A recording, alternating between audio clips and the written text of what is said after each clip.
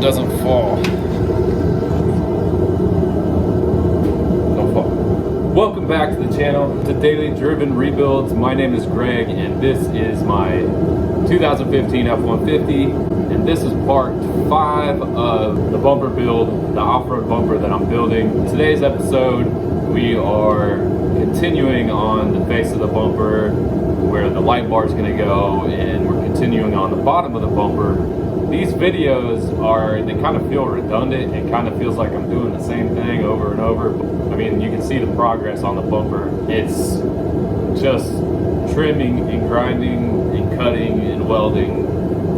I'm just ready for this thing to be done so I can get it painted and get that bed liner on there. And I'm excited to get to that part, but right now it's still not completely put together yet. I still gotta cut out some more pieces and weld them on there. But today's video, we're continuing the progress on the bumper, and enjoy. Right now, I'm about to get started welding the whole backside of the bumper. I'm gonna do all my welds on the backside, and then it's also gonna get plate on the bottom that come across. They kind of tie into the plate, the mounting plate. There's gonna be a plate across the bottom of here, and then a plate across the bottom at the middle. I'm gonna get started welding on the backside. And to hopefully help with my beads, trying to make them look better, I went and picked up some name brand welding wire, because the welding wire that's in there right now is the Harbor Freight brand. So hopefully name brand stuff will give me a little bit better results. And we're also going to be using the spatter spray. So hopefully with those, I can get my welds to look a little bit nicer. But they're gonna be on the back side of the bumper, so nobody's gonna see them anyway, so it doesn't really matter. Yeah, I'm gonna get started.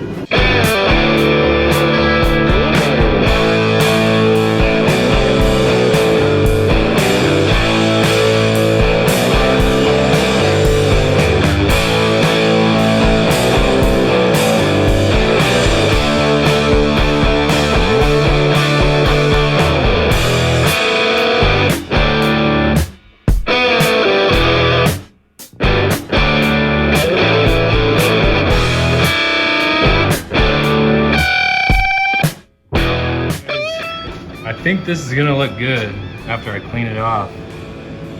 I think that wire definitely helped. And I also noticed way less fumes. When I was using that other wire, the garage was just full of smoke and fumes, and there's like none. And that was the longest weld that I've done. So that wire definitely is a lot better. I used the spray on that one. Spatter's not too bad. I think that'll be easy to get off. But this stuff, I swear, it smells like soap and water. I bet this is just soap and water or something, because that's what it smells like. Anyways, as I was welding that, I think this might have warped or something, because my tack weld broke and these two parts are now separated. So I'm gonna have to pull those back together and then start welding there. But I'm happy with that. That looks way better. I think this side looks better than this side. So, guess we'll start on the next bead.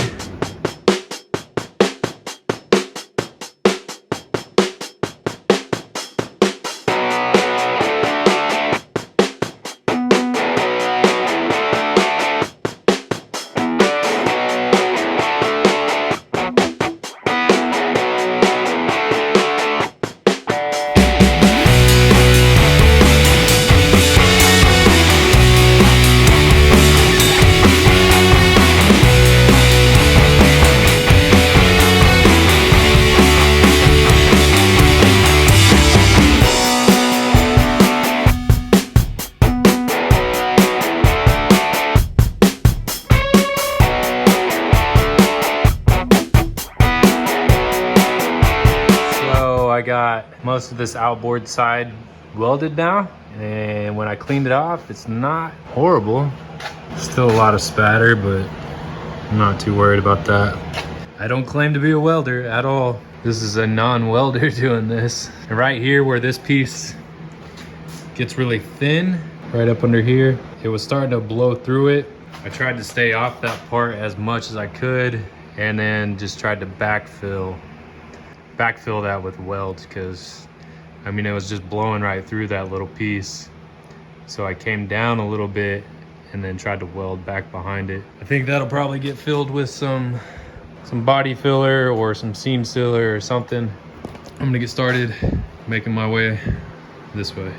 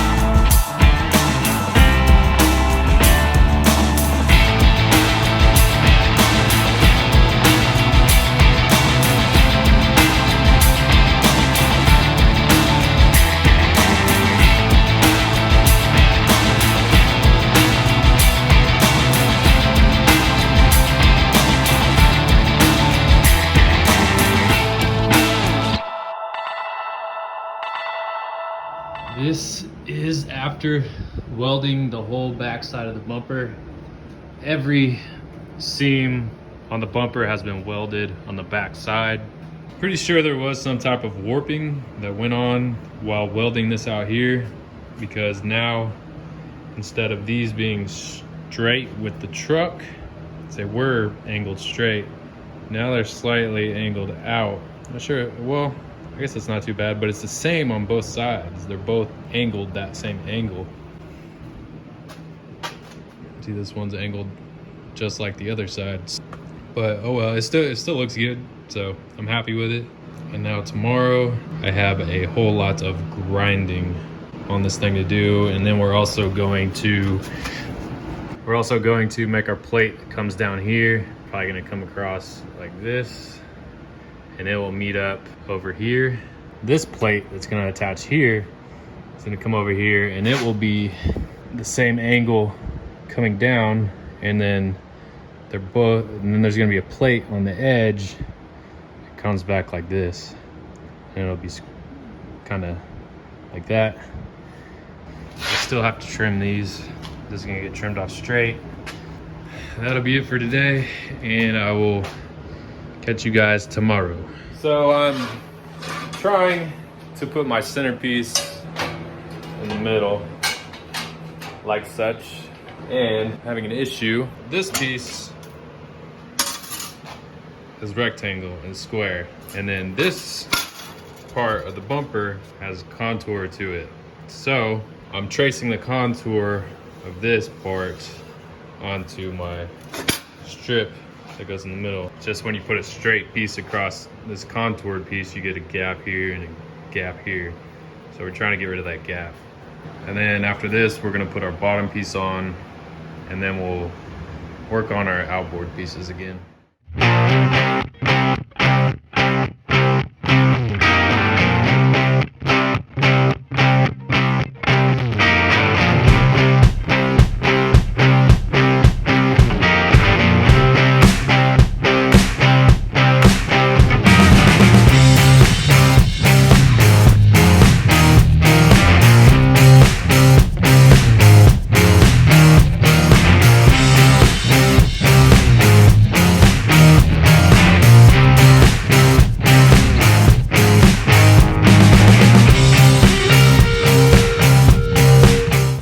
got my front piece on here. It's welded on the back side.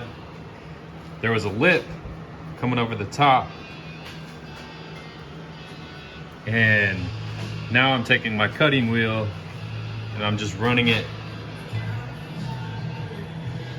even with this, the surface, and taking off that lip. It's nice and smooth. So I'm gonna do that all the way across. And then we should have a nice even top all the way across there.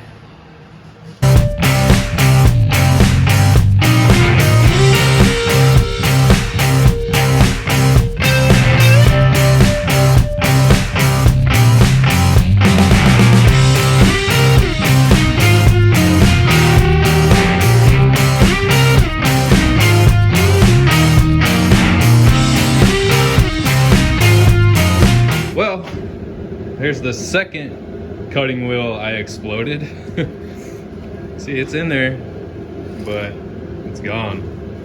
I don't even know where the pieces of it went. They just like snagged and went boom, like blew up. It either blew up into a million pieces or the pieces from it are somewhere up there. But yeah, that one scared me a little bit. Anyways, I'm working on smoothing the top out, and I just cut off that whole weld that was across the top. So now it's got more of an angle to it. After I welded that, I regretted it, so then I went ahead and cut it off. Just made it smooth with the top again, made it smooth here. We got smooth surfaces. Working on cleaning this up. Looks like crap. And I'm working on grinding down all these spot welds, clean this up, clean these up, clean this up, just clean it all up. It's a long process. There it is. Oh, yeah. I'm glad that didn't go right into my face. So we just go in. Boom, and it flew off somewhere, and it ended up right here. I really hope I don't have to go get more, because I think I've already went through like 5 or 6, and they are about $3 a piece. So let's not do that again.